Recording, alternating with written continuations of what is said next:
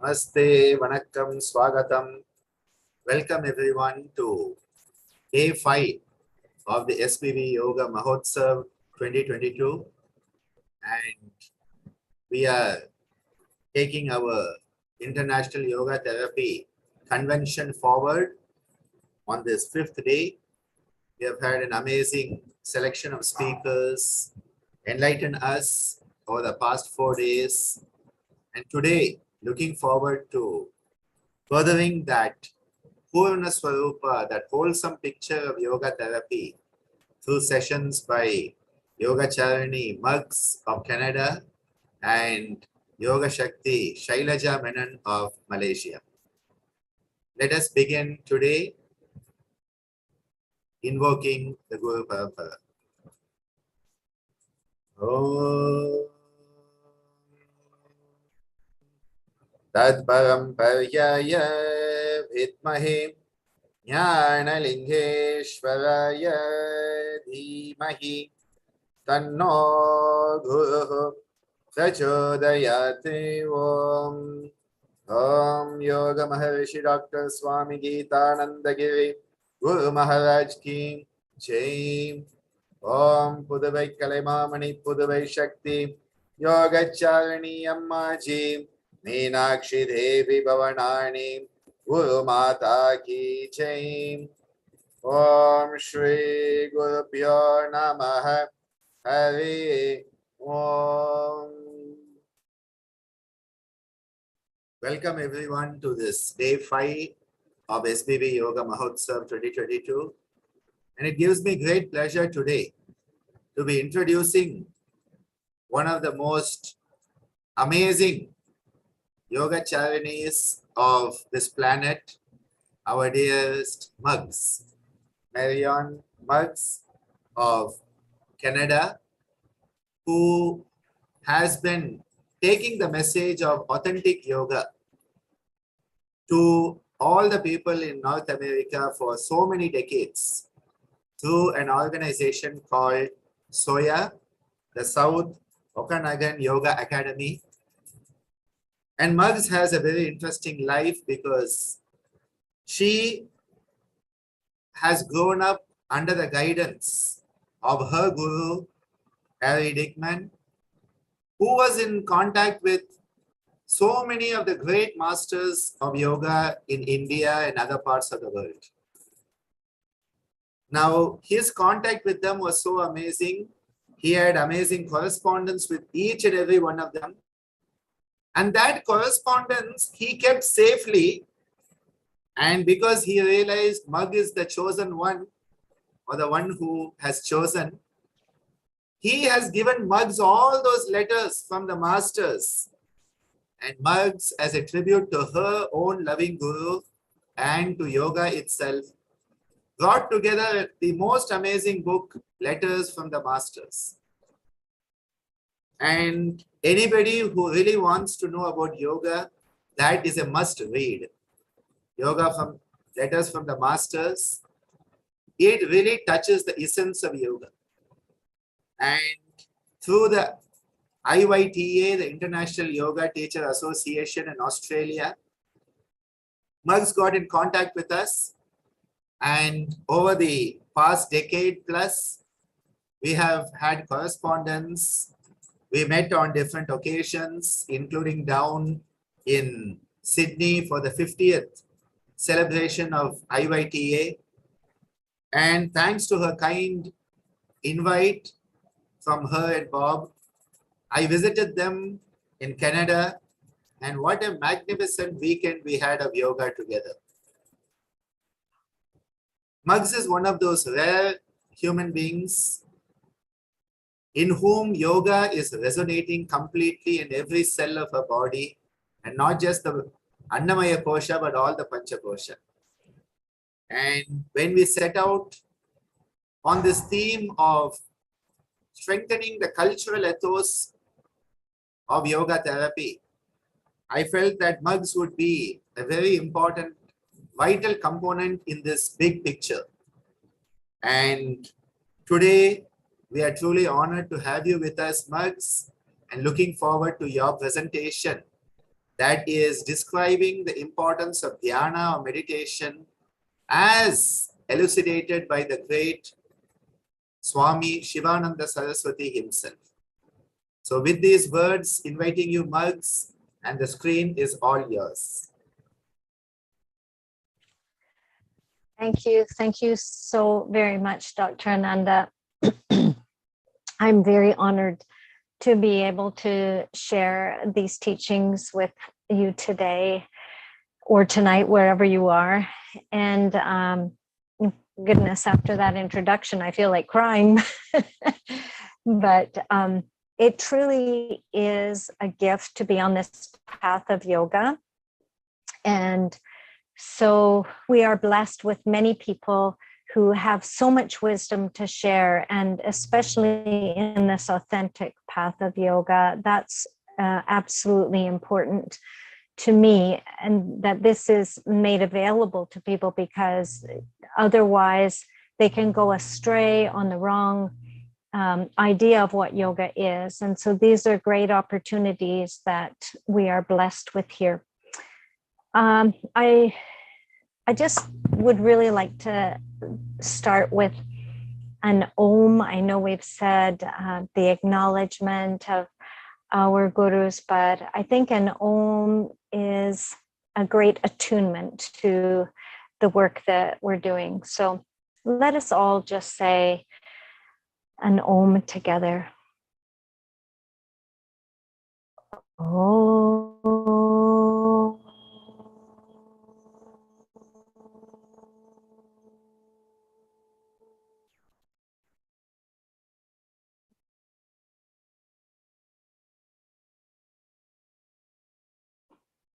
All right, and I'm going to share my screen with you.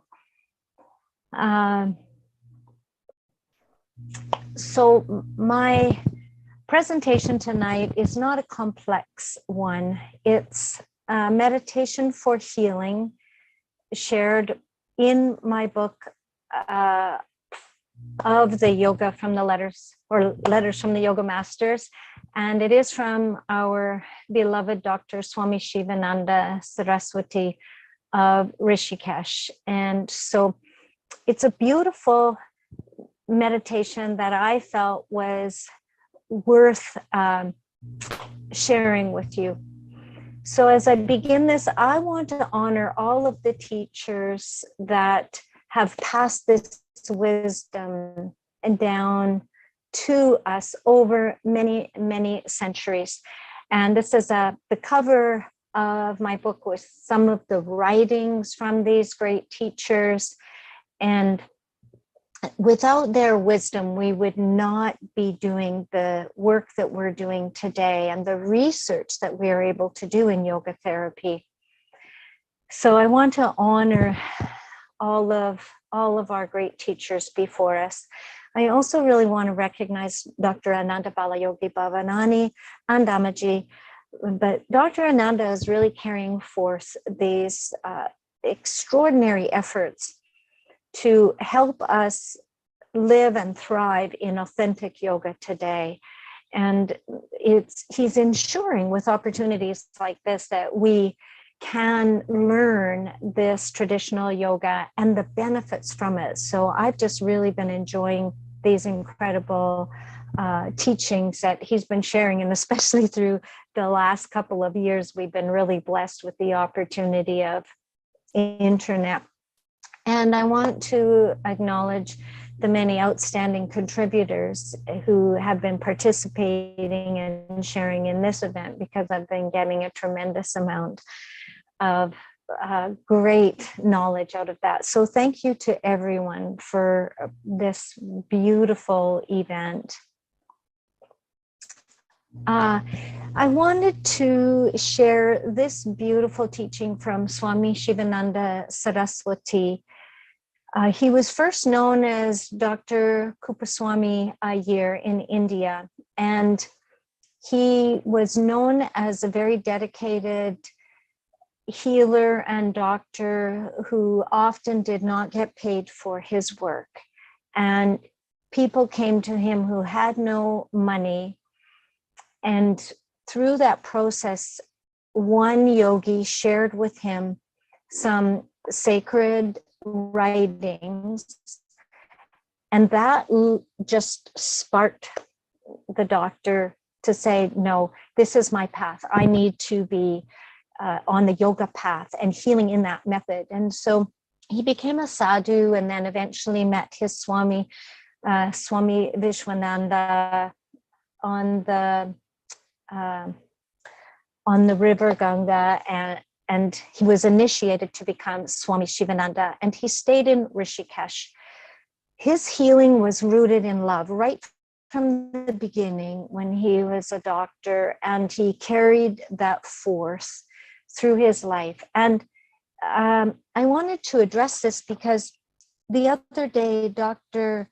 Jayaraman, in his discussion, talked about how if you care about your patients, the placebo effect is much, much greater. If we care about the people we are healing or working therapeutically with, the benefits are so much vaster and so much greater than just being a number or another 15-minute appointment, which is often what happens in healing modalities today.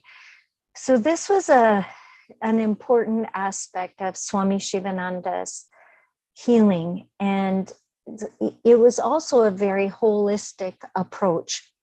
And by that I mean he integrated many aspects of his yoga in the healing process. So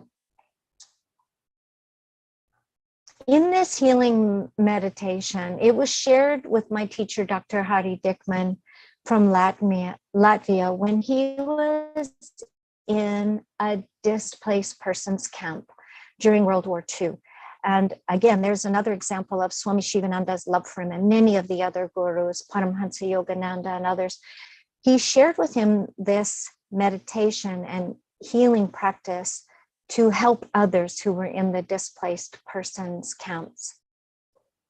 So I wanted to just review these simple steps. And then I thought, what's so powerful is if we do it together, because for me, it just integrated the power behind this rather than just talking about it. So the simple steps are to bathe or just wash. And this process just clears the mind. It's more than just a washing of the physical body, but it clears the mind in preparation for the healing process. To chant the sacred mantra Om 3 times, and it really helps us to attune to the divine. And I know that Swami Satchidananda said so succinctly that it's like the radio antenna, where when we chant Om, it's like the radio dial that we used to have on the radios that would attune you to the best reception to the divine. Then, as we are attuned to the divine, to do a few rounds of Bastrika to generate the prana, to get some storehouse of prana within ourselves before we do the healing. And the Sukapurvaka Pranayama that Swami Shivananda shares in this is very simple. It's simply breathing in the Lord's divine healing energy. Kumbhaka then allows you to absorb that fully into yourself, so that you, again, are infusing yourself with the Lord's divine healing energy. A few rounds of japa of Soham, the japa Gayatri mantra, which again, we are one with the divine, and to remind us that and energetically unite with that. Once we've done this process, so this is my holistic example of how he worked with so many different parts of yoga, then we approach the person who needs the healing And with open eyes, concentrate on the heart of the person. So it's great if we can be with that person, but if we can't be there with them, think of them.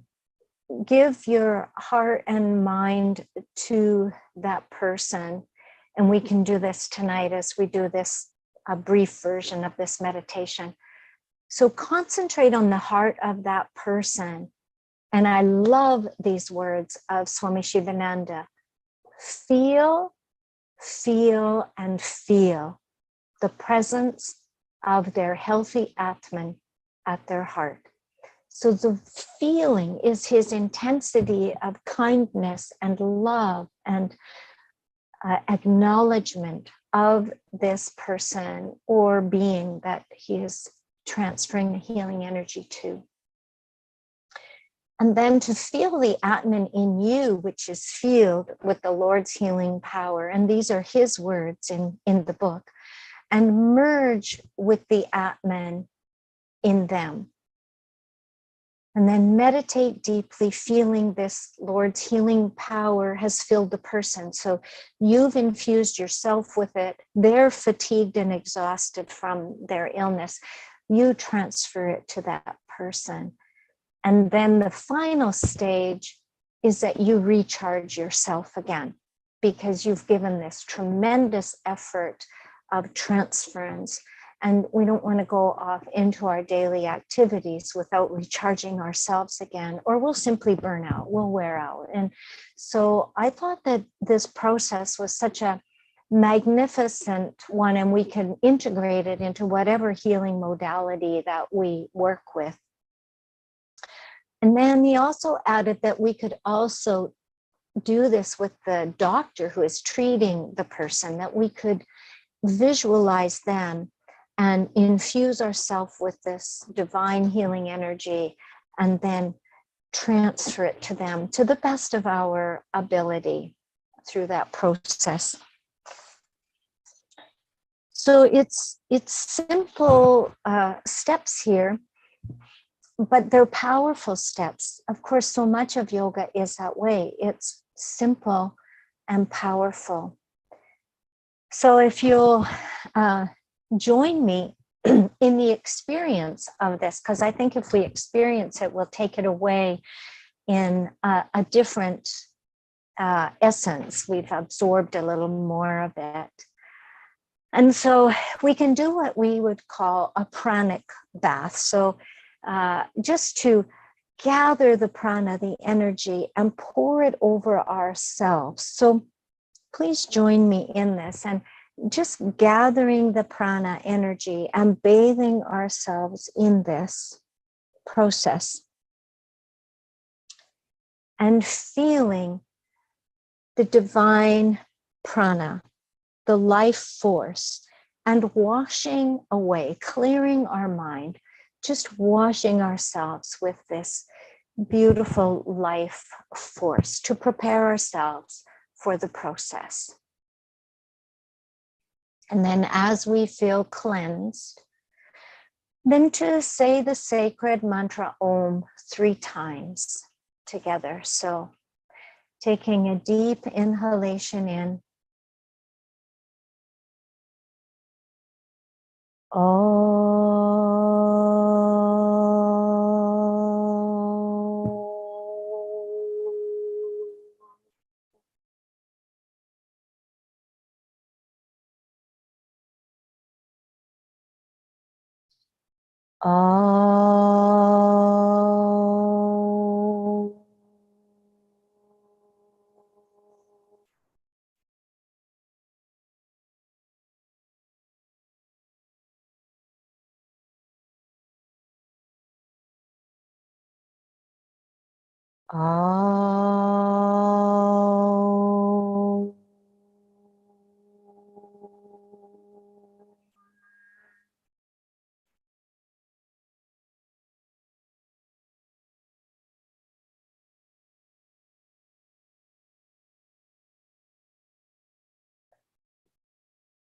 And so with this beautiful sacred mantra, attuning ourselves to the divine,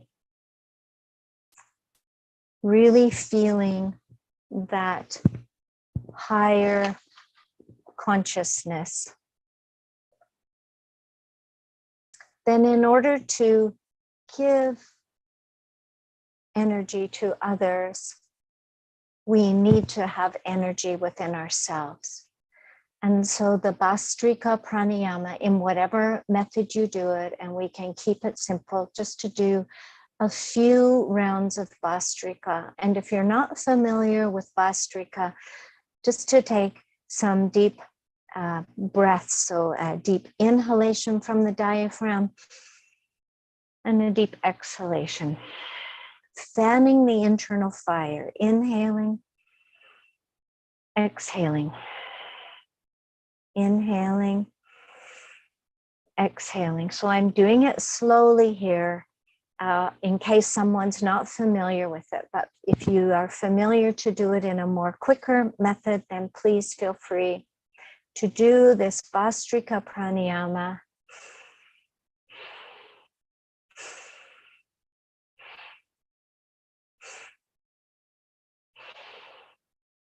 Infusing yourself with the life force, storing the prana at the Manipura chakra, at the solar plexus where we have our energy. And one more round of that, just a few breaths of it.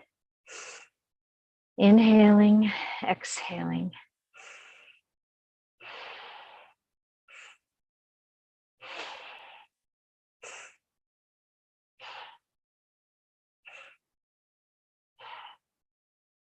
And then pausing and feeling that infusion of life force with us. That beautiful powerful energy. As we have that storehouse of energy, we are able then to share that with others. We are not depleted. And it does say in the ancient text that it's truly important to be sure that we have prana in us and are not depleted as we move through our yogic practices. And so this helps to prepare us to transfer energy to the best of our ability. So the Sukapurvaka of Swami Shivananda's in this method is an easy, comfortable pranayama. So the focus is to inhale as long as is comfortable, hold the breath to infuse yourself with that prana, and then simply exhale, but not let go of the healing power you've brought in. So let's just do a few rounds of Sukapurvaka through both nostrils. And as we inhale, visualize the Lord's healing power being drawn into you. And at the top of the inhalation, holding the breath to infuse and absorb that healing prana, that healing power. And when you feel prepared to exhale, hold the prana within you, the healing power within you, and just let go of any fatigue or external thoughts that may distract you. Just let that go. On the next inhalation, draw in the Lord's divine healing power. It's divine healing power, much greater and powerful than we can imagine. Practicing kumbhaka, absorbing that into every cell of our body, infusing ourselves with this divine healing power. And exhaling, just letting go of anything we don't need that may distract us from this process. And one more beautiful inhalation, drawing in the Lord's divine healing power, this beautiful energy. beyond comprehension.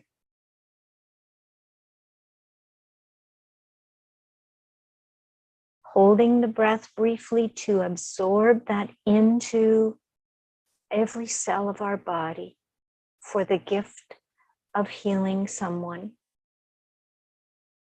your chosen person, and then exhaling any distractions, letting go so that we are more focused and prepared. This helps to raise our level of consciousness as we fill ourselves with divine energy. And then the sacred Soham Mantra. Giving a few repetitions of this mantra to again connect our consciousness to the divine, raising above our normal thought patterns. So hum. So hum. So hum. Continuing in your mind this sacred mantra of I am that, I am one with God, I am one with the divine.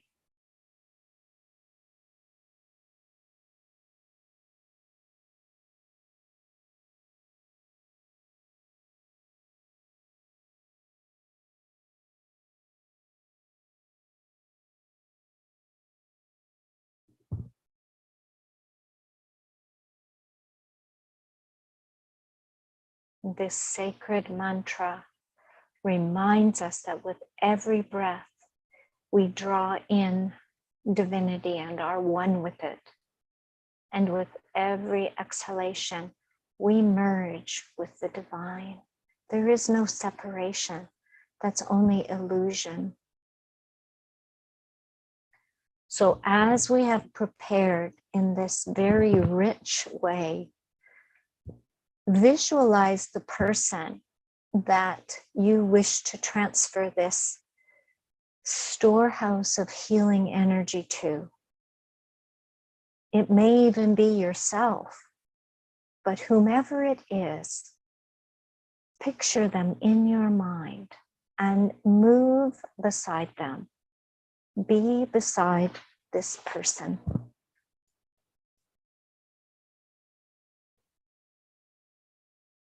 And in Swami Shivananda's words, he says to open your eyes and gaze at that heart of the person. And we can do this with open eyes and be in a state of meditation, seeing them. But if it's easier for you now to hold the vision of them, then you can keep your eyes closed. But visualize the heart of this being and connect your heart to their heart. Concentrate on the heart of the person and feel as deeply as you can the presence of their healthy Atman, their healthy soul at their heart. Feel this infusion of the Lord's divine healing energy, healing their soul, healing their higher self. And feel the Atman in you, which is infused with the Lord's healing power. Merge with the Atman in the person you are visualizing, or the being.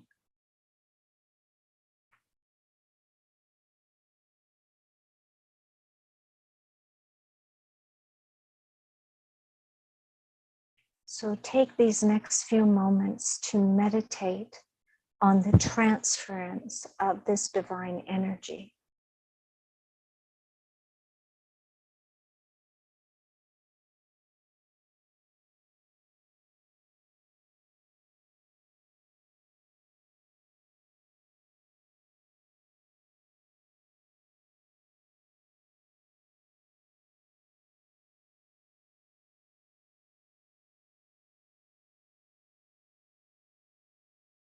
seal with the love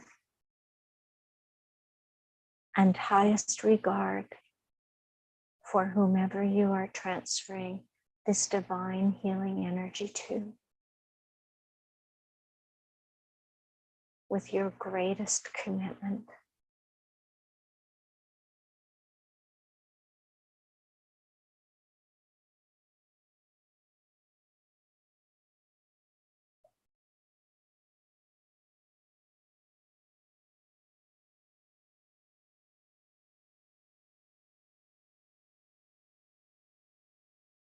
And when you feel you have made your best effort at giving this divine healing energy over, surrendering it,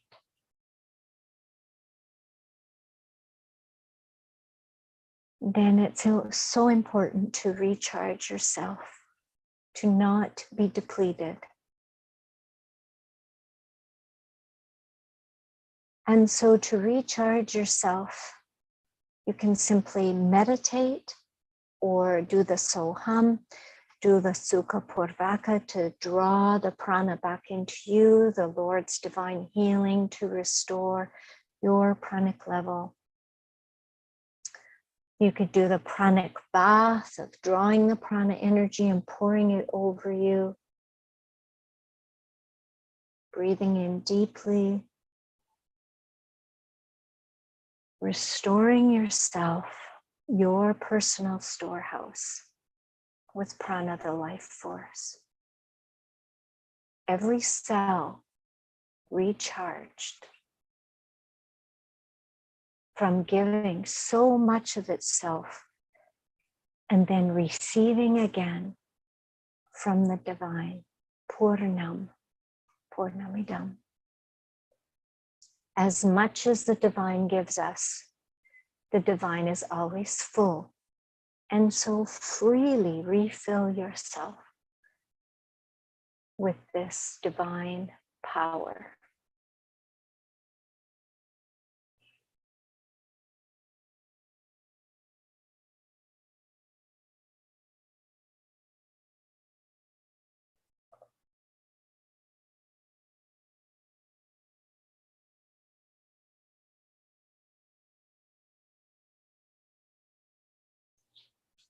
And then, when you feel ready, rub the palms of your hands together. Generate prana in the palms, to generate the heat. And cup them over your eyes, to just pour that prana in. To warm the eyes before we return to this sacred space of learning and sharing.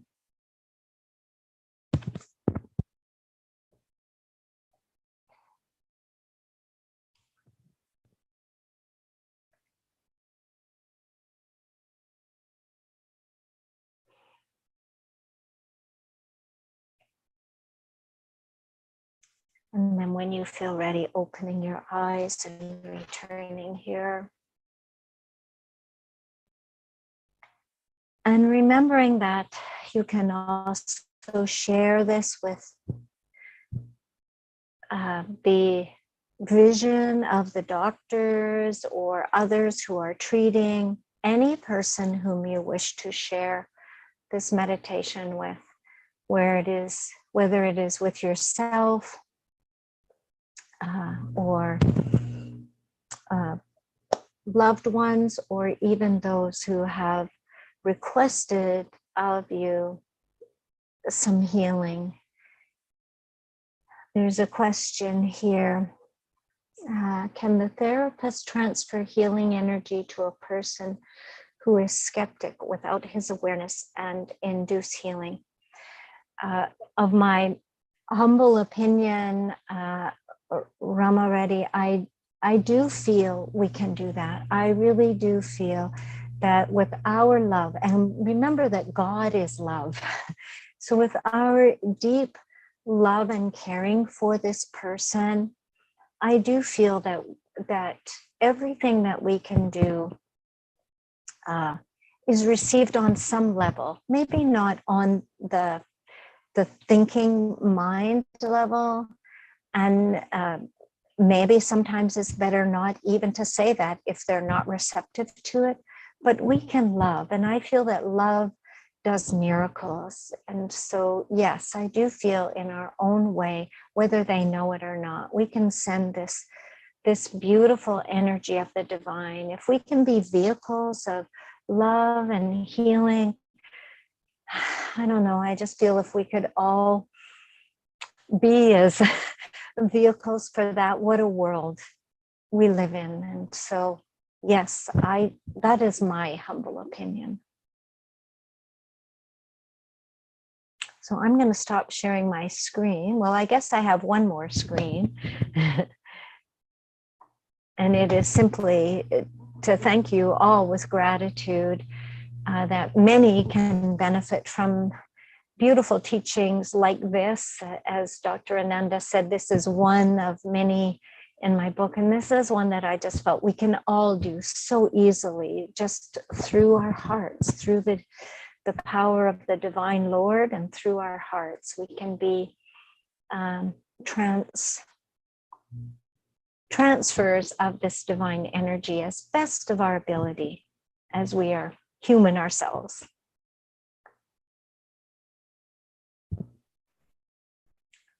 Thank you so much, Mugs, for that beautiful experience and the sharing, because the fact that all of these great masters, they shared unconditionally with your own Guru, Hari.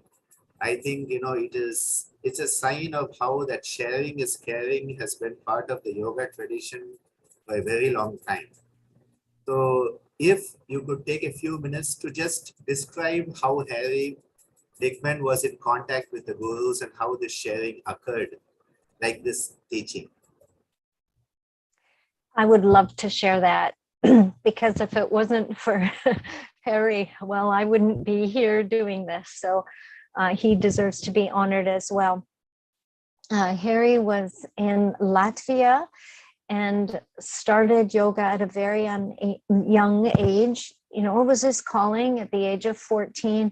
And to be honest, we didn't have internet. It was all through letters. And I truly do not know how he found the ability to contact great teachers like Ramana Maharshi, Paramhansa Yogananda, even when he was Swami Yogananda, Swami Shivananda, and many others. In the letters, there's about 100 different yogis. Many were disciples of the lineage who would then carry on the teachings or answer letters for their masters. And they would write letters, and Swami, Dr. Swami Gitananda was also one who wrote to Hari, which I'm so honored of that as well.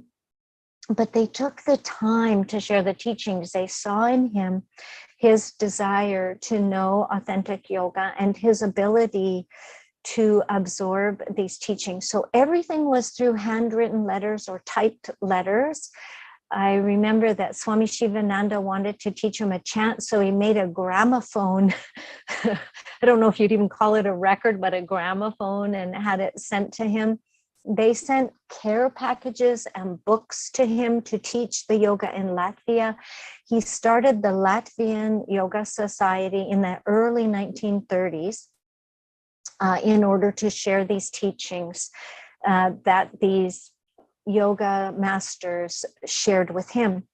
So there was a real great foundation from these great masters to take the time and write these letters, write these techniques, answer Hari's questions. So you can imagine when you write a letter and you receive this letter and you read it, it's going to create questions in your own mind of, well, okay, but how would I do this? How long would my inhalation be? Or little things that come up.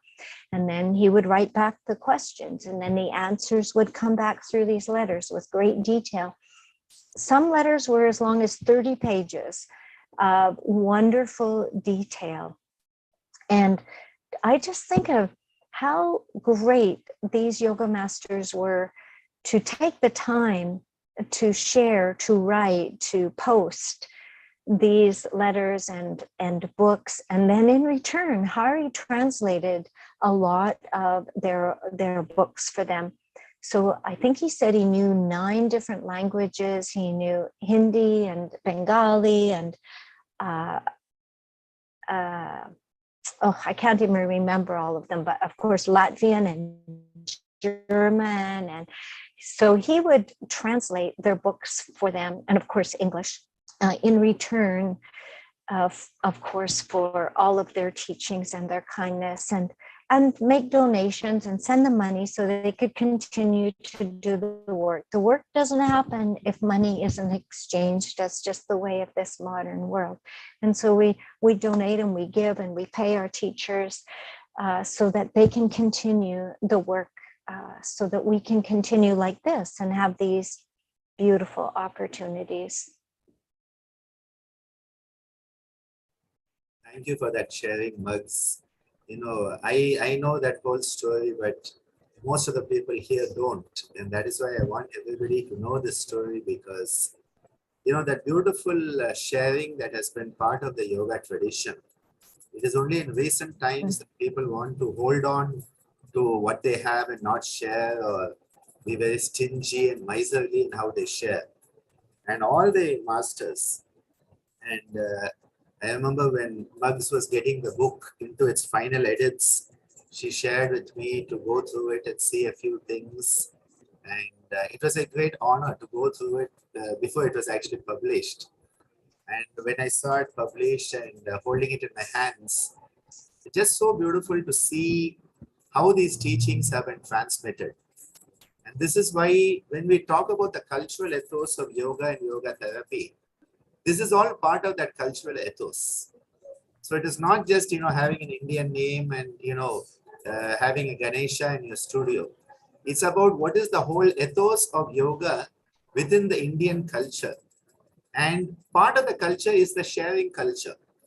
Indian households have always had a front porch where in those days, nowadays they create a shop and rent it out. But in the olden days, the front part of the house, any could come and sleep there at night and go. It was there so that somebody who didn't have a place to sleep could rest. There was a place where people could come and rest if it was too hot. An open space outside the house, which would have a roof, but no lock, nothing. And there would be a platform that people could sit and all. There was the generosity. And nowadays, even here, those areas, the Thinnai, as we call it, gets converted into a small shop because you can get some money from it. How do we share? How do we create a space for sharing? So beautiful to see and witness that sharing that has come through you, thanks to all that sadhana and the fact that Harry also kept all those letters and then passed them on to you, and then you realize the value of them and have shared with all of us. This is the Guru Shishya Parampara. This is the Guru Shishya. Thank you so much, Mugs, for sharing with us today. A very beautiful session of experiential sharing. Thank you so much. Thank you. Thank you. Thank you, everyone. Thank you so much, Dr. Ananda. We now shift to the second session of this morning, and we have with us our dear Shailaja, all the way from Malaysia. And Shailaja, for those who are part of our yoga family, needs not much of an introduction. But at the same time, I would just like to share a few thoughts that come to mind when I think of Shailaja.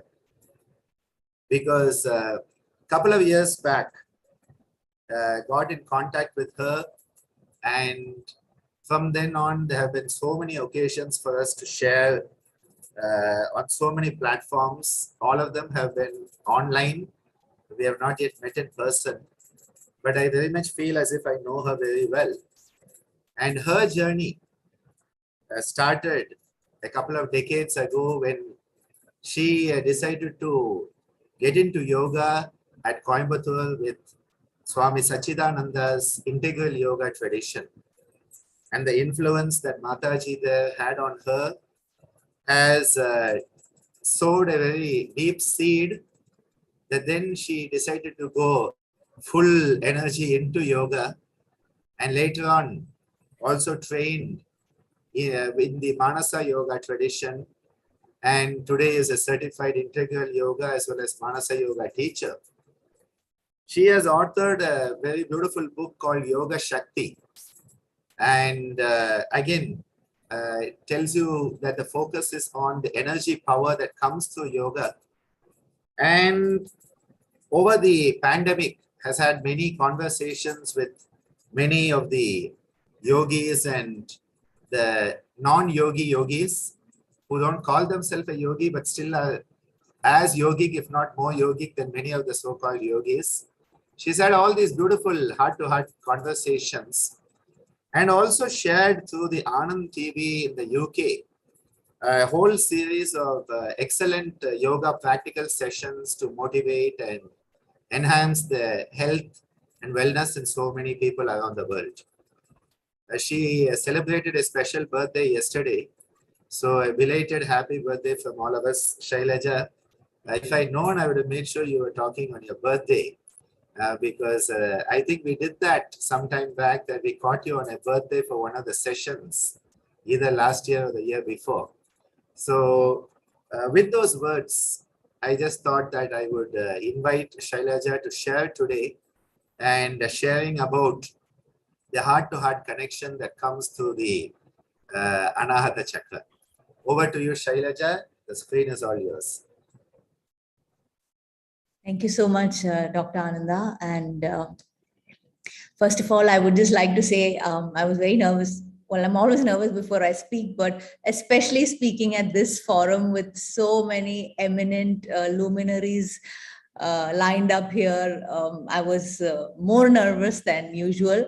But your wonderful session earlier, Yogacharini, Marion, was completely took me to another dimension. And the fact that it was an experiential session, right? So I started off thinking, maybe I should have spoken first so that I don't have to be so nervous and I could just focus on your session after that. But then your session was so calming and so zen-like, and I'm quite chill now.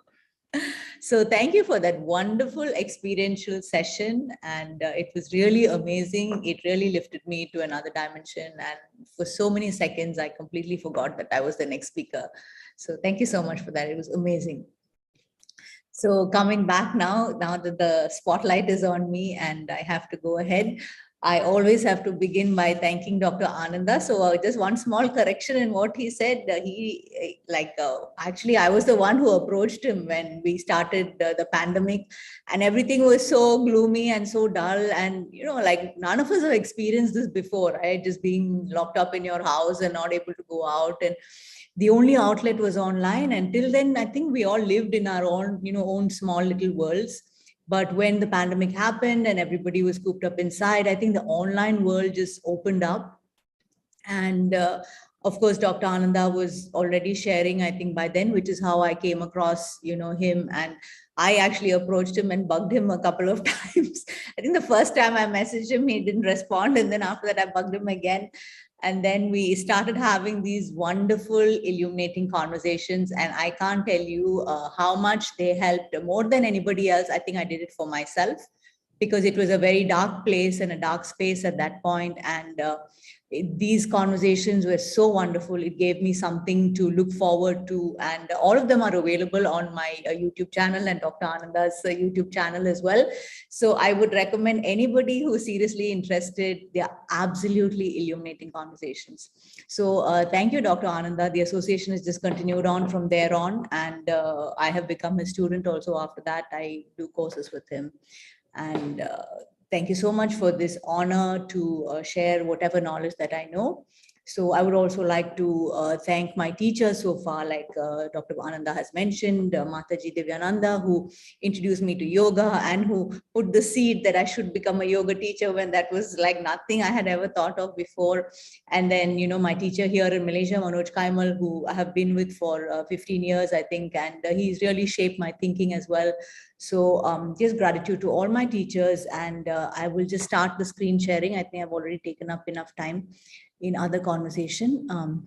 Yeah. So just give me 1 second.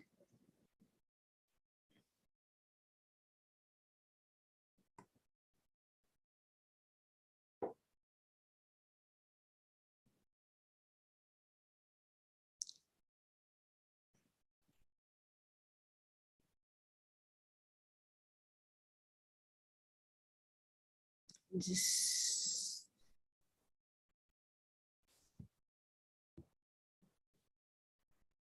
We can see your screen. you can see the screen. Yeah, but at the bottom, you know, there's that full screen next to that percentage. There's a full screen thing. You could click that and the full screen will come up. Yeah, there's this.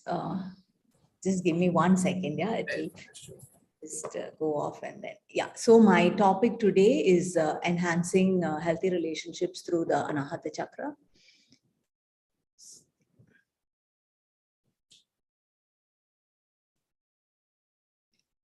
Yeah, I hope we're okay now. Perfect. Yeah. Now it's perfect. Okay, so besides thanking Dr. Ananda, I also want to thank the CITR team for the wonderful job they have done in organizing this wonderful SBB Yoga Mahotsav 2022, as well as Shri Balaji Vidyapeeth, who I think is a platform on which all of them do all these many activities. So thank you all and for this wonderful opportunity. So I started off with exploring relationships first because, you know, that's what we're trying to do through the Anahatha Chakra. So I just listed out, right, I got all these qualities of a healthy relationship, which, you know, are quite common, right? We have to have boundaries, respect, self-love, trust, commitment, compromise, communication. So these are all some of the qualities of a healthy relationship. Right. And then when we talk about relationships also, I just went into that. So we have relationships with others. Yeah. When we talk about relationships, always we usually begin with relationships with others. Yeah. So, but the background for that relationship is really the relationship that we have with ourselves. Yeah. So the relationships that we have actually sets the tone, yeah, to every other relationship that is there. And even beyond that, right? So I'm just, it's like a backbend, right? So the outermost is the relationship we have with others. And then as we backbend, we come back to the relationship that we have ourselves. And then if we backbend some more, it comes back. It all begins here, right? The relationship that we have with the divine. So I just wanted to explore a little bit about that, about how that is really the basis for every relationship that we will have. Because some of the qualities of that relationship, one to me is Shraddha, yeah, faith. And if we do not have faith in that relationship with the divine, then that reflects firstly in our relationship with ourselves, right? Where we have no value for ourselves, we have no faith in ourselves, and we become frustrated and depressed and anxious. And it also, the same thing will reflect in our relationships with others. Yeah, we become very competitive, we become, you know, always comparing, and all of that stems back with that lack of faith in the divine. And if we take up another quality called Ishwara Pranidhana, which is surrender to that universal wisdom, then again, if we don't have that, and that's also a very hard quality to have, because human beings in general, I think, are like control freaks. Yeah, they think that they can control everything. And then when we realize that that control is not there, things start to break down. Yeah, so we have mental breakdowns, we have emotional breakdowns, and we don't know how to deal with it. And we go into all kinds of unhealthy tendencies, right? Maybe alcoholism, drugs, all of that comes in seeking relationships. So then it goes back to that lack of surrender to the universal will. And then it reflects in our relationships with others as well. So having that beautiful full of faith, full of Shraddha, and that surrender to the universe just makes our life so beautiful. Yeah, it brings us to a state of ease, and it brings us to a state of acceptance, right? And all suffering, if we look back again, if we backbend it and we look back, it comes down to resistance, that inability to control events and people, inability to have that to accept what comes our way.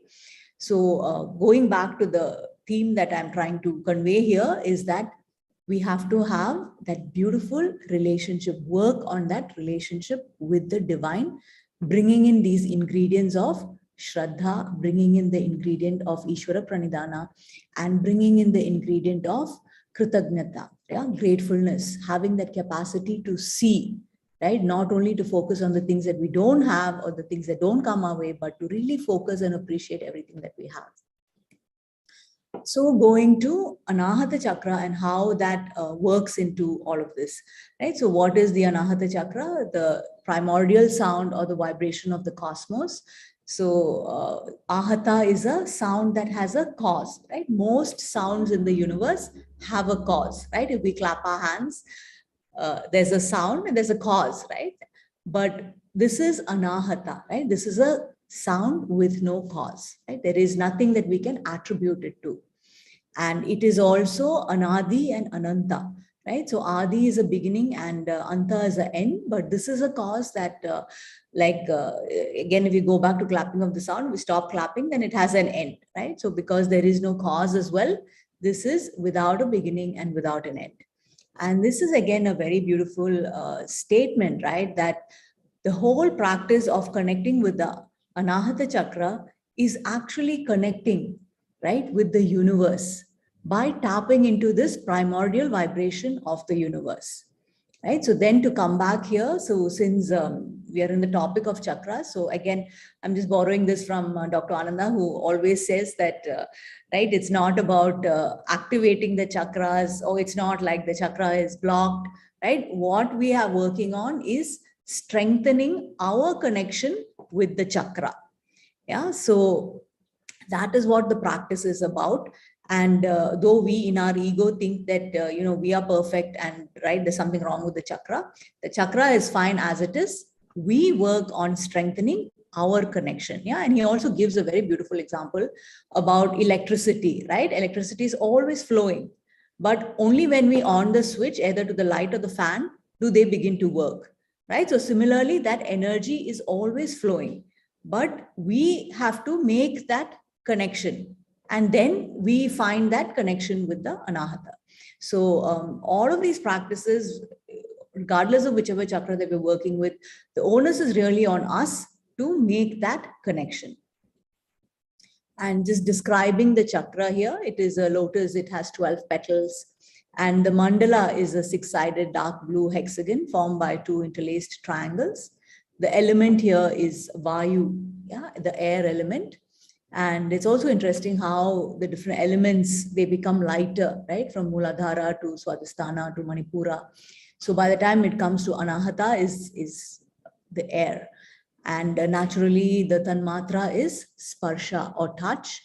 The Jnanendriya is Twak, the skin, which helps us to feel the Sparsha, the touch.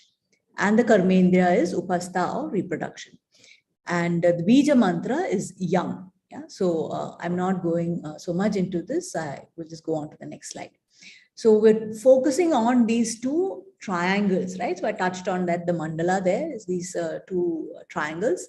So one points upwards and one points downward. Yeah, so these are these 2 interlaced triangles. And just delving into that. So the downward facing triangle is actually the jiva. Yeah, that reflects, or that is a representation of the embodied human being, which we all are, which is the jiva, right? So just going back a little bit here, that these jivas, we are all born, right, because of klesha and karma, right? So in the Yoga Sutras, in 1.24, so Maharshi Patanjali also gives us, right, what is Ishwara, right? Ishwara is this special being with is not afflicted by this klesha or karma. So as jivas, that is what is our affliction, the klesha and the karma. And all our samskaras, yeah, they are held in these subtler swirls of the chakras as we are manifested out.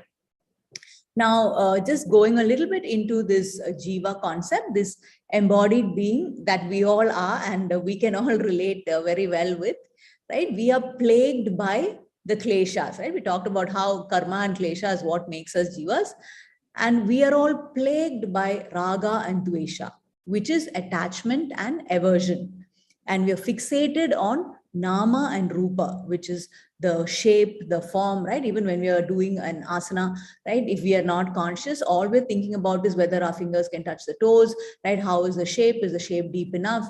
We're fixated on all of this. And then we only see limitations. So that is one important distinction between the jiva and the Ishwara, that the jiva only sees limitations, right? And we're only worried about that. I can't bend back so much. I'm just taking asana as an example because that's something everybody can relate with quite easily, right? So we only think about the stuff that we can't do, and then we beat ourselves up about that. And we're always measuring, and we're always comparing with somebody else or something that we saw in a book, right? So jiva in general only sees limitation, yeah, in all the other aspects of life as well. And we have these very separatist and divisive ideas of I and you. And we're also plagued by the Shatripus, yeah, where Kama, Krodha, Moha, Lobha, Mada, and Matsarya. And that keeps us bound, yeah, in these loops of samsara. And we recycle, right? Time after time, we're born. And we're not born particularly evolved or elevated as well, because if we haven't learned anything and we're still in the same loop and going through the same motions, then we remain stuck in the same place. Yeah, so it doesn't mean that just because we keep getting reborn that we're going to evolve. That consciousness, awareness, and as Dr. Ananda always says, the currency of spiritual growth is self-effort. Yeah, so if that self-effort is not there, then we remain in the same place. And what happens as a result of this raga, dvesha, all the attachment, all the separation, all the divisiveness, what happens because of that is that we are drowned, yeah, in this line called samsara halahala, yeah, the poisons of the world. Yeah, we become all that toxicity, we become stuck in, and we can only taste our own toxicity, right? The mind is just full of complaints and judgment and everything that went wrong and everything people didn't say and everything, you know, that should have happened. And we are just lost in that toxicity, right? And all of this arises from like the raga and dvesha, which is this attachment as well that we have to all these different roles and identities, right? If you look at, say, a job, right? That is a role that we play, a position that we have. But a lot of us are so identified with that. And in fact, even yesterday, I was just having a conversation and it's like, if you don't have a job, then, you know, who are you? What are you, right? Because we built our life around that identity. And that makes us so vulnerable and fragile because somewhere in the back of our minds, we know that nothing lasts. Right? We know everything is suspect to change. We know that anitya is a principle, everything changes. As a result of which we feel very vulnerable, very fragile. We're anxious, you know, we worry about things that we can't control, and we worry about the future because we know we have no control over that. And, you know, we get frustrated. So all of that results in that samsara halahala. And from the downward, you know, facing a triangle, we go to the upward triangle, which is an ascent towards Ishwara. Yeah, so there is hope. And fundamentally, though we are conscious of it or not, right? Every creature is trying to rise in whatever way that is possible for them, right? So that's why I picked this beautiful image as well of the flowers, you know, rising towards the sun. Yeah, and like I said, most of us are unconscious, but this drive to make money, the drive to chase after positions, the need for relationships, right? The need to, from childhood, right, score marks, get academic achievements, all of it is that embodied jiva's way to release itself from that limitation and expand and ascend towards Ishwara, limitlessness, yeah, because Ishwara's trademark is limitlessness. And that is the whole journey, right? And whether we are even I was reading somewhere that even if you're like the small bug, you know, you're trying to climb a tree, and then, you know, if you're a bird, you're trying to soar into the sky, and if you're a flower, you're trying to bloom towards the sun. So we're all trying in our own ways. Yeah, not everybody is into yoga practice, but even that desire that we have, that inbuilt desire to better ourselves, which is there in all human beings. Yeah, that is because of this, this inbuilt in our DNA, right? This upward drive towards fulfilling our highest potential. Yeah, that is there in all jivas, and that is what that upward facing triangle signifies. And this is a question, a very beautiful question, right? So the journey is, can we love like Ishwara loves us? Yeah, from that conditionality to unconditionality, that is the whole journey. Yeah, and that is what we have to bring into our relationships as well. Going back to the topic, which is about how the Anahatha Chakra helps relationships, right? So as our connection to the Anahatha Chakra strengthens, and we can feel that, right, then we have this capacity to move from that limitation of possessive, clingy, attached, which is all characteristics of that jiva and that raga, right? Even love can be such a it's not always a good thing, because if we don't have an awareness of it, it becomes very clingy, very possessive, and it can actually be toxic. Yeah, so we have to move from that raga, and then if that is not accepted by the other person, right, it becomes dvesha, right? It becomes an aversion. The person that we love is who eventually we hate as well. So we have to have that awareness of that, right? And then can we be less clingy, less possessive? Can we be more compassionate, tolerant, and understanding, which are all the qualities of the Anahatha Chakra and qualities of the Ishwara as well, right? The whole of the journey is towards opening our heart. Yeah, towards being able to relate to people and ourselves as well, right? When we talk about relationship, we are not excluded from that, right? But can we relate to ourselves with more love, more compassion, more acceptance, more accommodativeness, right? That is the whole journey.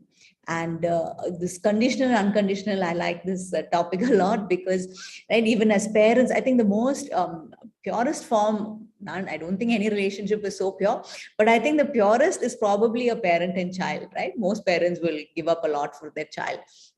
But even in that, right, we can see hints of this, conditionality coming in if the child doesn't do, especially I think Indian parents are more prone towards this, right? We have all these ambitions for our children, and they have to become doctors, lawyers, engineers.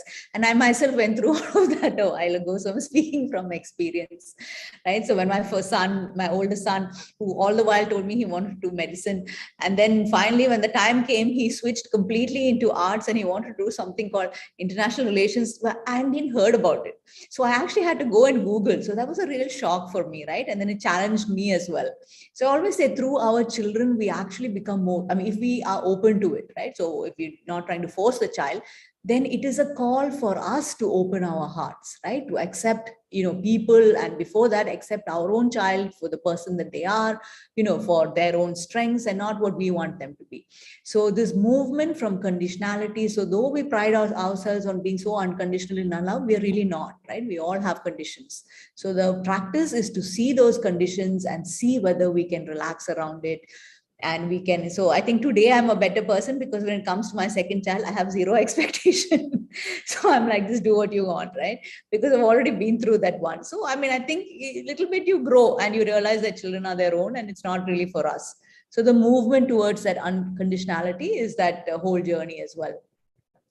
And slowly, that very, limited and very constrained jiva becomes understanding, right? Through exposure to philosophy, to opening their minds and expanding their thoughts, right? Especially when you come across, this is from the Ishavasya Upanishad, where it says the Ishavasya idam sarvam, and you realize that everything is Ishwara, yeah, and we are not just this Nama Rupa, Vyavahara, all of that, and we have that capacity to move towards the limitlessness of Ishwara. So it's not just about going downward through the downward spirals of Jiva, but we can ascend through that upward triangle towards Ishwara, and we bring those Ishwara qualities that we already talked about into all of our relationships.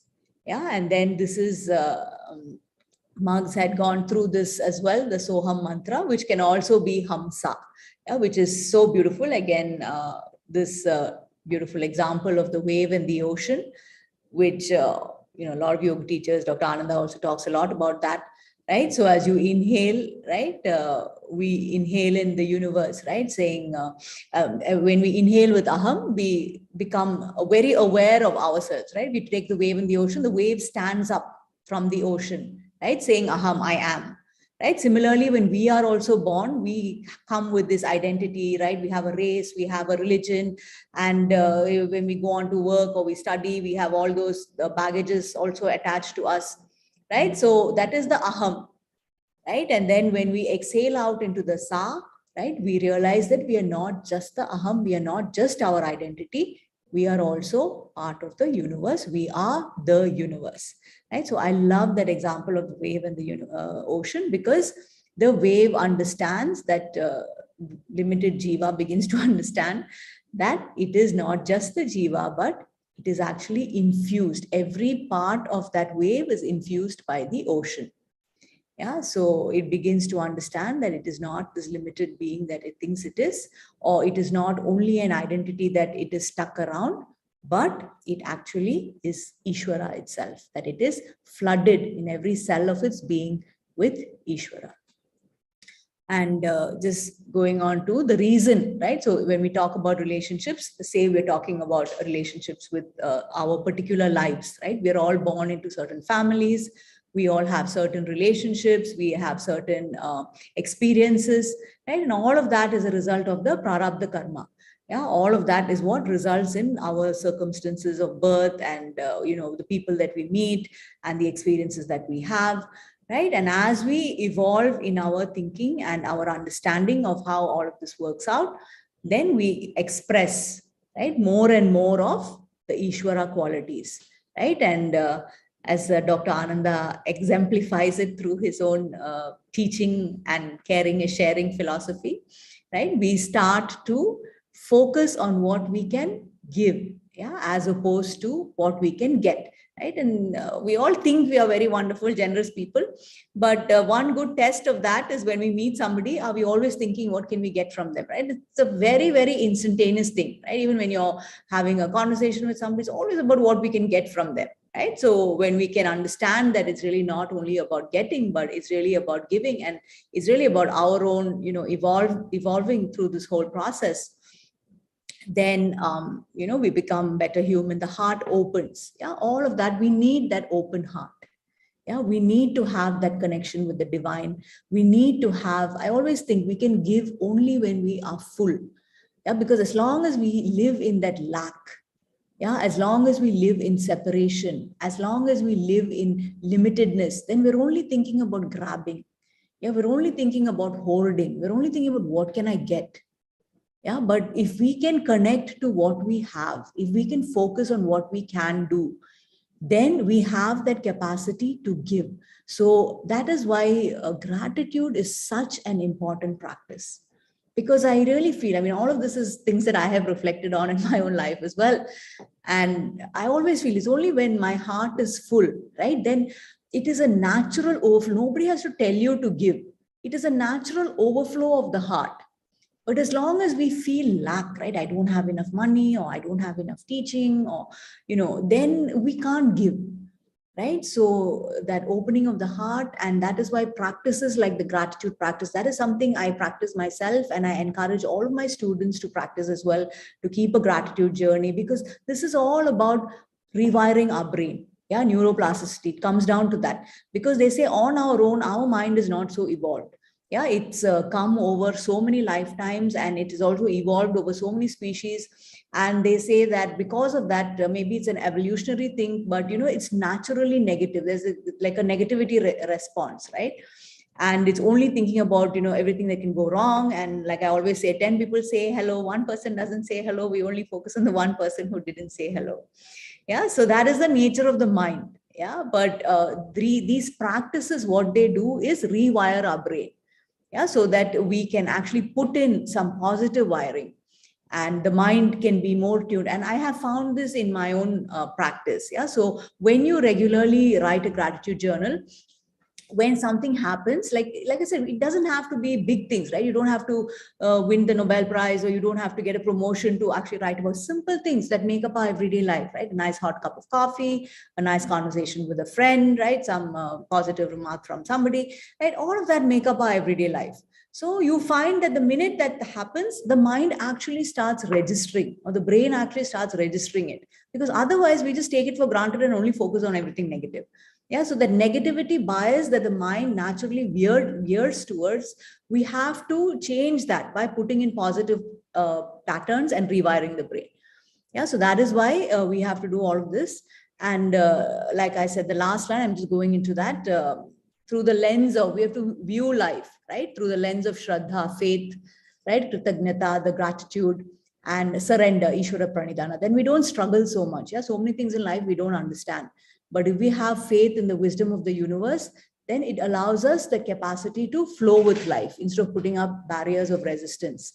Yeah, and we have to, this Bodha Buddhi, we have to awaken. Yeah, and we have to unlock the grip of delusion. Right? We have to understand first how deluded, our minds are, how dysfunctional our minds are. Like when we go into anxiety, we have to understand that that's just the nature of the mind. That's just how it works.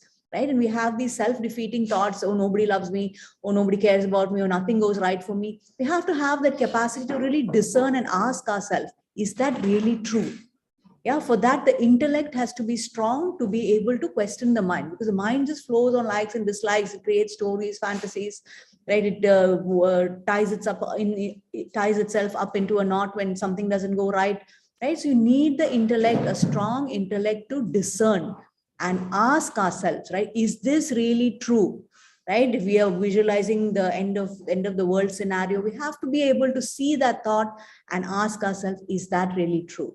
Yeah, and we'll find that we're able to unknot ourselves in so many of these situations. Yeah, and to me, going back to the Yoga Sutras, the Ashtanga Yoga, Yamas, Niyamas, right? Nothing like, everything is there, right? The Yoga Sutras provide all the answers to any question that may arise, right? But the thing is, comes down to practice. Yeah, we have to practice it. Yamas, Niyamas, Asana, Pranayama, Mantra practice. And these are beautiful qualities of the heart.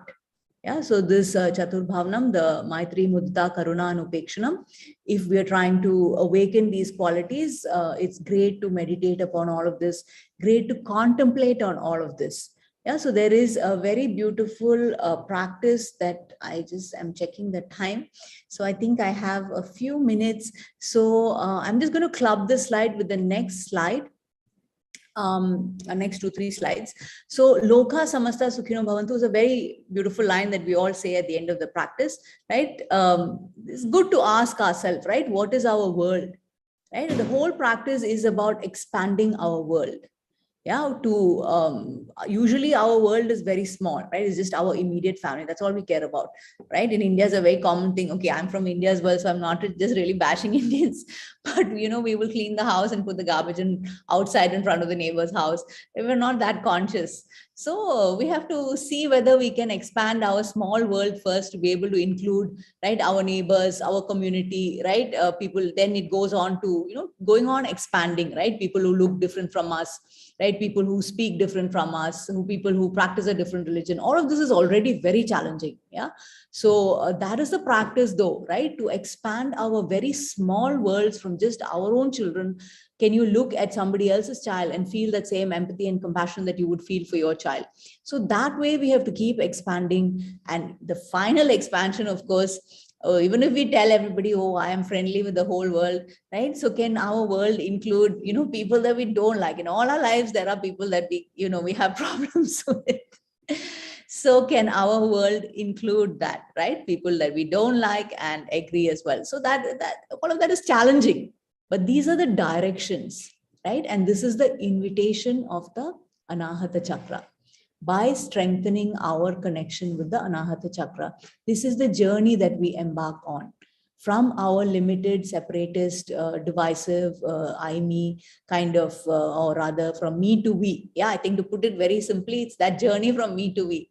Yeah, where we can just not look at only our perspective and be able to expand our perspective to include everybody else.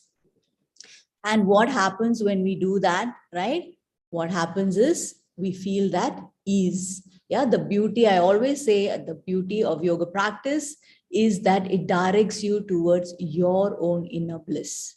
Yeah, so this is a beautiful line from one of the prayers to Maharishi Patanjali. Swa Atma Sukhava Bodhe. Yeah, and to me, this is the most powerful line. Yeah, because nobody is telling you go buy a bag and be happy, or go find another person and have a relationship to be and be happy, right? The practice directs you towards your own inner bliss. Yeah, the bliss is there within us. It is just that we are trained from childhood to look outside, right? Get that academic degree, find that relationship, marry into a certain family. All of that puts that pressure on us to keep looking outside, and the outside always disappoints. Yeah, so the most empowering practice, why I think even my book is Yoga Shakti, is really because of that, right? It is your own inner bliss. You don't need to look out. You can just look within and you can find your bliss. Yeah, so this is the Gayatri mantra for the Anahata Chakra. I just put that here because I like mantras and I like chanting. So I just put that there. And Om Tanmaheshaya Vidmahi Mahadevaya Dhimahi Tanno Rudra Prachodayat. So, yeah, I think I'm going to wind up with this. I think I've taken up enough time. And thank you so much, Dr. Ananda, for this wonderful opportunity to share my learning and understanding of yoga. Thank you so much, Shailaja, for that beautiful, heartfelt sharing. And we do have a few more minutes. So if anybody would like to ask any questions or make any comments, you can just put your hand up and we will unmute you. Because this was actually exactly what we needed today. This combination of mugs giving us Swami Shivananda's beautiful technique of helping others from the heart, and then now the Anahata. It's how both of these topics came together to create something bigger. The whole is always bigger than the sum of its parts, and it's really so beautiful how it came together. If anybody would like to make any comments, you're most welcome. We have a few minutes before we close today. What I would do is I will request Rama Reddy sir to say a few words, because sir is always such a staunch supporter of all our work, and always happy to have you with us, sir. Namaste, sir. Namaste, sir. Thank you very much. Am I audible, sir? Yes, sir. Yes, sir. Okay. Shailaja madam has given the wonderful picture of our Advaita philosophy, and Aham Brahmasmi, total expansion of that one, the connection of the individual consciousness with the universal consciousness, very beautifully she explained. And Maksji, she has opened up a wonderful research idea for me. Really, it belongs to not only the yoga therapy, but also parapsychology. See, some people are there in some cancer ward or so, or some other ward, which are not getting enough cure out of the modern medicine. And out of them, some belong to some other faith or some faith also, some are atheists also. And that group is there. Another group is also there who are the controls. And it is the real blind study, because they are not aware of that they are getting the healing energy. The group, and we will be transmitting the healing energy to this particular group A, and we will be observing them, and after some time, and the healing patterns we can really say. So this is all these days we do not have the blinding, because the participant knows what he is getting, and the therapist knows really what he is giving. And only to some extent, only sometimes blinding occurs. But here the real blinding we can do, and if it is proven, and definitely it opens the eyes of so many skeptics. I feel so. So I think we can think about that one in our site, sir. Thank you. Thank you so much, sir, for that excellent research idea. And I think this is another dimension that can be taken forward, because always we are so limited with, what are we going to do for the person? And we sort of think we have to be there in front of them and make them do something. And as you said, this gives us that new window which can actually create the double-blind randomized control trial pattern for such a practice. So very interesting to have that thought. I didn't think of that thought at all, but it's very beautiful, very good.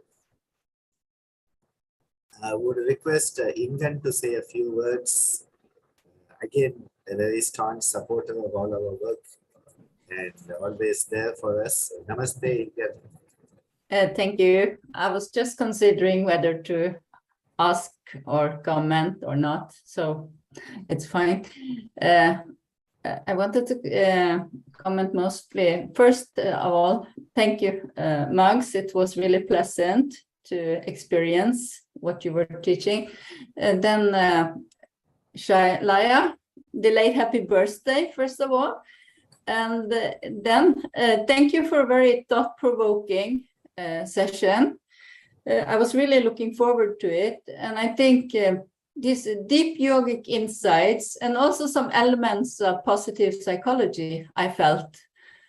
And you were talking a lot that was really thoughtful about the role of this Anahata in terms of encouraging self-reflection in your relationships, of course, with your immediate family, but also this necessity to reflect totally on yourself, because that's where all your relationships are based.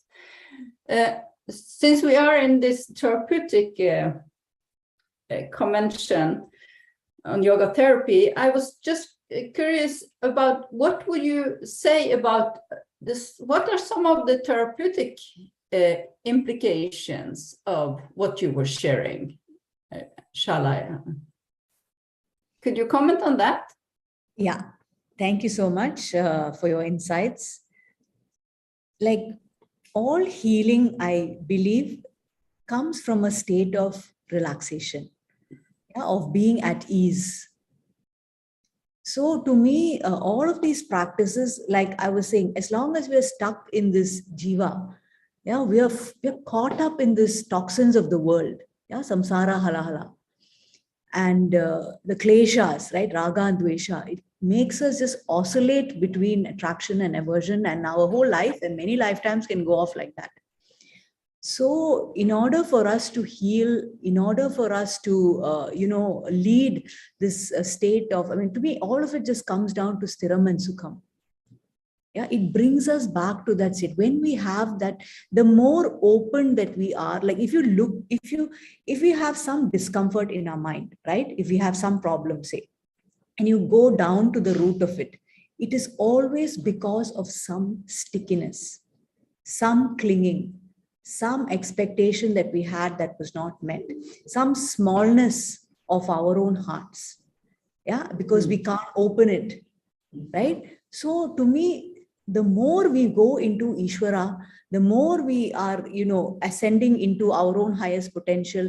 And highest potential is not only in terms of achievement, but in terms of becoming more open, more accepting, more accommodative, right?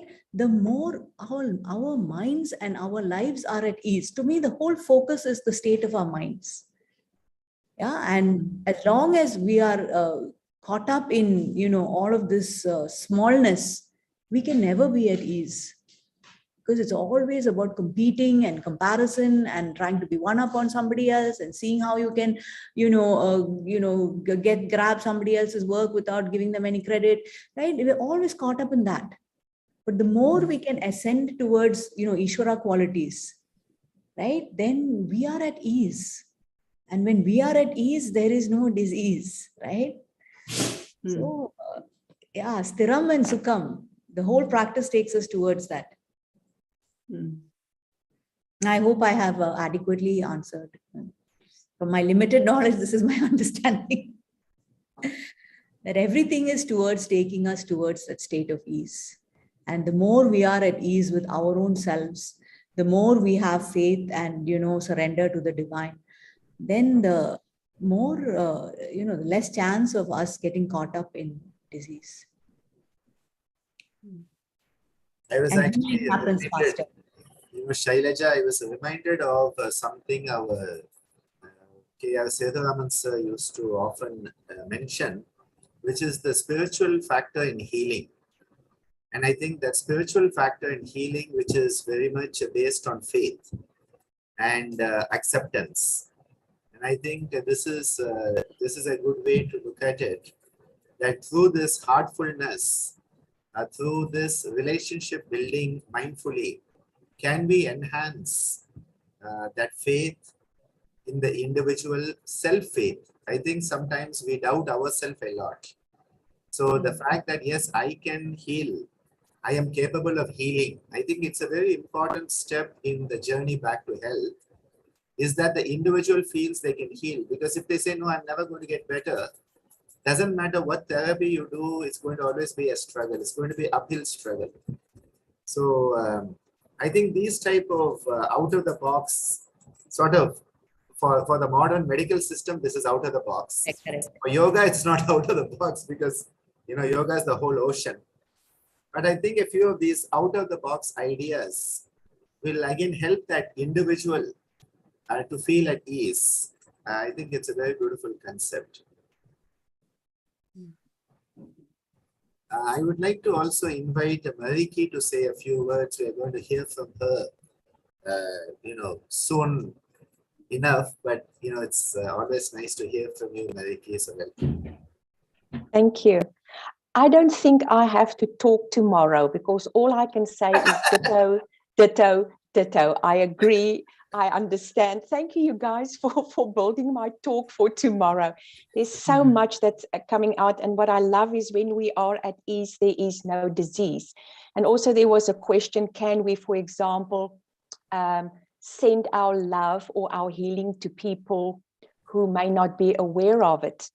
And then I just think we go back sometimes to our own judgments, because when we think somebody needs a healing, then in the back of our minds, we say, you are not healed, you are not whole, you are not good enough. That's why you need a healing, which may be true in a sense. But what all our speakers said today was, in a sense, don't worry about the others, what they need. Let's go inside, connect with our divinity, with our spirituality. Let's find our bliss first. And when we have that, love will flow. It will simply flow without saying, you need this or that, or in this particular way. Let love flow from your heart and healing will take place. Thank you. Very true. So beautifully put, Mariki. I think one of the beautiful outcomes of the last 2 years of being online is that so many of us have started to correspond with each other in ways that would not have ever been possible before. And even now, as we start to go over the steep curve of the COVID in many parts of the world, I think, it is important to retain this connection that we have created and see how it can be sustained.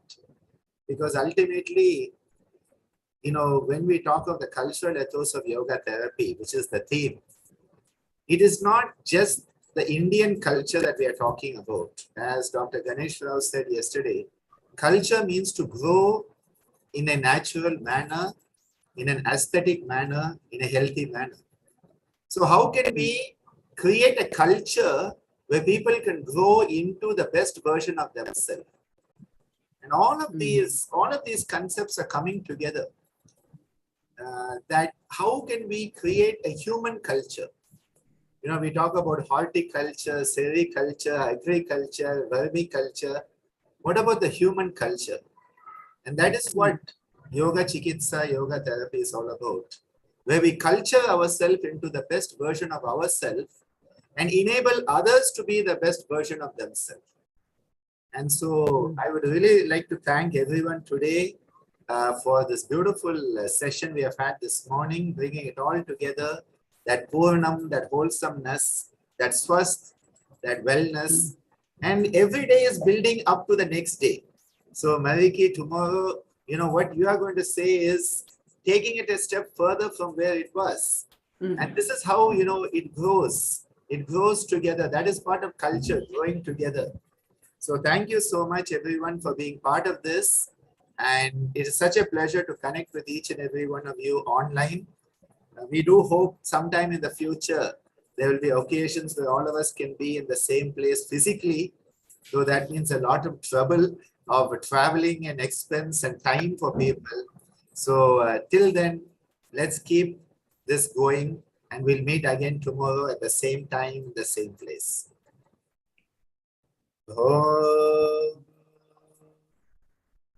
Sarve Bhavantu Sukhinah, Sarve Santu Niramaya, Sarve Bhadrani Pashyantu, Ma Kaschid Dukkha Bhag Bhavet. Om Shanti Shanti Shanti. Om Shri Guru Pyo Namaha. Hari Om. Thank you so much, and have a wonderful day or night wherever you are.